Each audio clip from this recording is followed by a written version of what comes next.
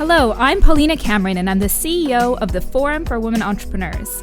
We are a Canadian charity that educates, mentors, energizes, and connects women entrepreneurs to be wildly successful, promoting strong economies and thriving communities. To learn more about our programming, visit our website at www.fwe.ca. I am thrilled to be your host for FWE's podcast, The Go-To for Entrepreneurs in the Know, sponsored by Scotiabank. I interview inspiring guests who will share their business success journey and provide crucial pieces of advice you can use today to move your business forward. Let's dive in. Today we are talking about fundraising secrets, and with me I have Taran Ghatrora of Bloom. Hey Taran. Hey Paulina. So great to have you here. I love that we get to host you here, and I've known you for a few years, and I'm so excited for the growth you've had so far. Bloom is an online company that provides self-care products and sex education for women and girls and destigmatizes talking about period and women's health. So Taran, your company is 3 years old now, and you've recently raised $3.3 million in seed funding from a group of investors. So amazing. Congratulations. Thank you. Can you tell us about the moment when you and your sister Bunny, your co-founder, made the decision to raise money to grow? Yeah, absolutely. So we decided to raise money probably about a year into bootstrapping. And prior to that, we were actually working part-time jobs. So she was working as an accountant at Deloitte, and I was working at a law firm. So we would save our money and use it to purchase inventory, and then we'd work in the evening, ship product, and just kind of keep recycling revenue. And then we got to a point where both of our credit cards were maxed out. And then it's a bit of a scary place to be looking at financing options, and just there's a lot of stigma around debt. But we ended up exploring some debt financing options for entrepreneurs. And so what that is essentially a business loan. So the first kind of financing that we did was undilutive financing, which means that it's debt. And we did that through Futurepreneur Canada, which supports young entrepreneurs. And then also we supplemented that with some funding from the Women's Enterprise Center. And so that was kind of our first round. And the way we made that decision was essentially, like I said, we needed the funds to fund our inventory cycles, because often you need to buy certain quantities of products upfront. And so that's how it started. And then as we solidified our vision and knew how big it was and how quickly we wanted to move, that prompted us to raise venture funding, because at the end of the day, the venture is fuel to grow faster. That's so great. So basically you went from kind of having it as a side hustle where you were able to bootstrap it and have the cash flow going, to getting some local Canadian resources like Futurepreneur and Women's Enterprise Center, great local nonprofit organizations that support young and women entrepreneurs, and then looking down the venture path. So as you looked down that path, can you tell us about the resources you used to help make the decision about how much money, where to raise the money, and how to pitch successfully? Where did you go to get help, and what were some of the resources? Great questions. So first, to start, when it comes to the amount of money, generally any venture round that you do, you give up the same portion. So if you do a large seed round or any seed round, you're still going to give away pretty much the same amount of the company, which is generally around 20%. And that's every round of financing. So it makes sense to raise how much you will need at that point. Whether that's 1 million or 3 million, you're probably going to give away the same amount to the company. And so for us, given where the milestones were, the fact that we already had, a 2 million run rate of revenue, we knew if we wanted to expand that, we would need a decent sized chunk of money. So we raised 3.3 million on Safe Notes. And the resources that we used to help make that decision, there's a number of them. So for the first kind of place where we found out about how to finance your company through venture and how it all worked was 500 Startups, which is an accelerator in Silicon Valley. That taught us a lot. It also helped us with introductions to investors. And then learning how to pitch, part of that was 500, part of it was through mentors and advisors that we had. And then in terms of resources, I would really recommend Y Combinator's Startup School.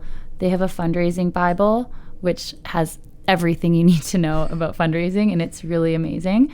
I would also recommend, there's a book called Venture Deals, And that just helps you understand how VC works. And it's really important to know before you start raising if you even want to and if it makes sense for your business, and also what kind of investors you're going to raise from. Awesome. And so for those who aren't familiar, can you clarify and tell us what does safe notes mean? Basically, it's an agreement for future equity in your company. And so it converts into equity when you do an equity financing round.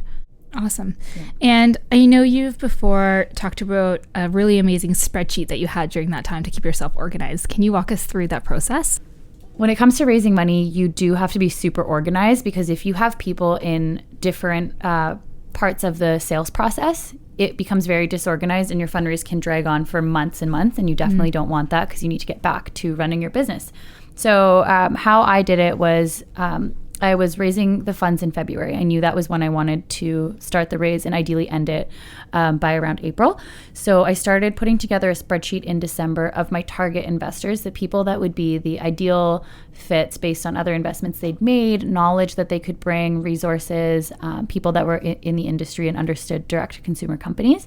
And then from there, I had a separate column of who was connected to those investors that I could ask for a warm introduction, which is always better than cold emailing them. And then that person can provide context.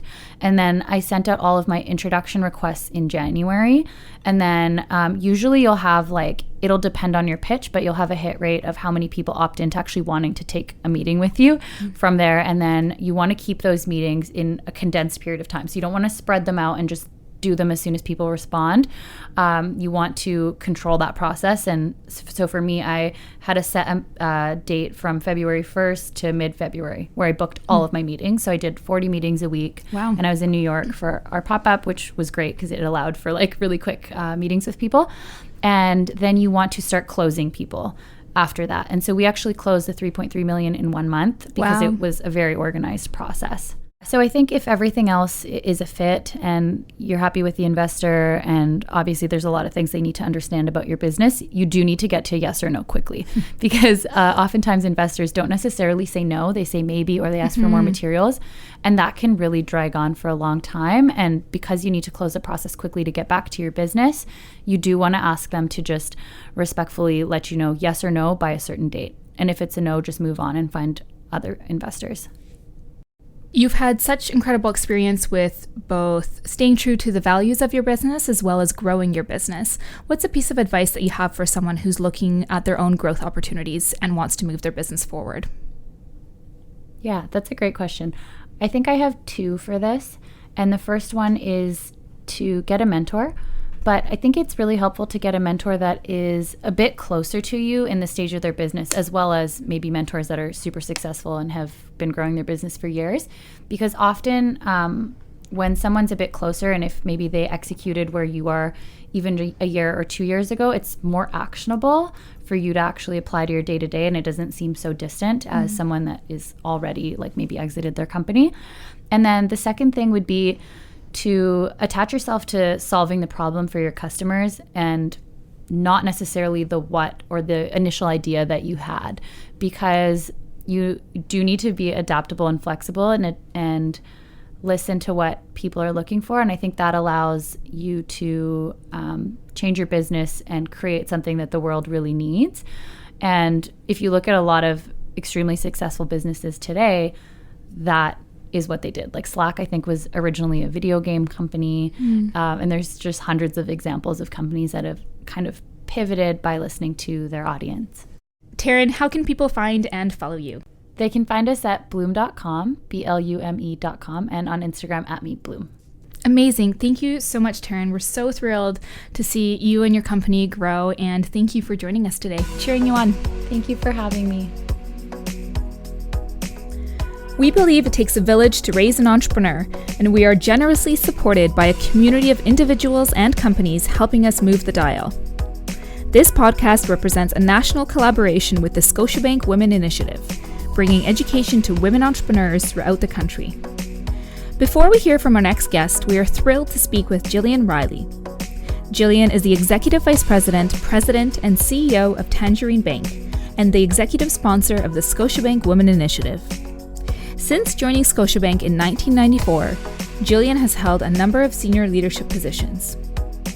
In her current role, Jillian is working to build and execute the strategies behind Tangerine Bank, positioning the bank as Canada's leading digital bank. In addition to growing Tangerine's customer base, Jillian is spearheading the Scotiabank Women Initiative, a comprehensive program to help women entrepreneurs take their business to the next level. Jillian, why is fundraising so important for business growth? It's definitely a game changer. I remember back many years that I gave my first loan to a female entrepreneur. She secured the capital she needed to pursue her dreams.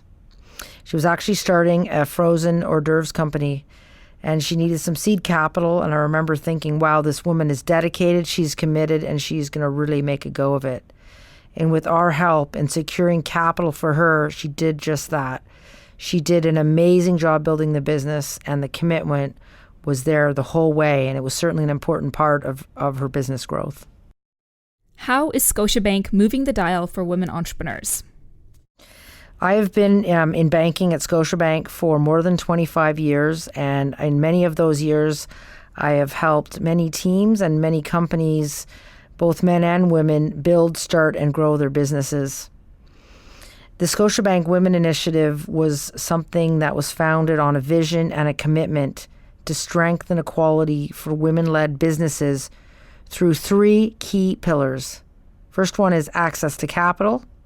Second one is mentorship. And the third one is education.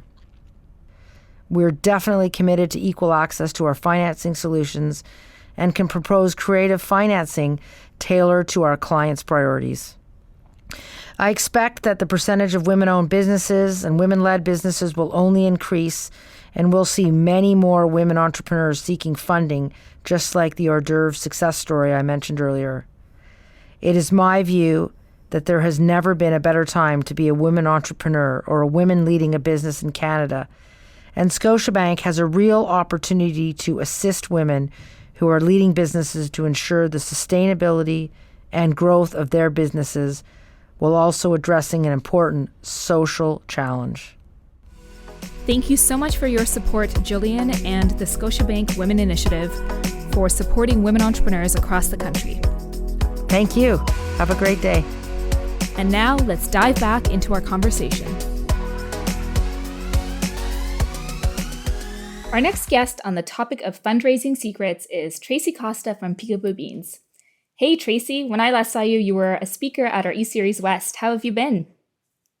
I've been fantastic. Thank you, Paulina. Peekaboo Beans is a children's clothing company fueled by a strong culture of the power of unstructured play, curiosity, creativity, and a sense of wonderment. Traci, your company started in 2006 and has been growing so steadily ever since. From retail to distribution to e-commerce, Peekaboo Beans is now a public company on the Canadian Securities Exchange.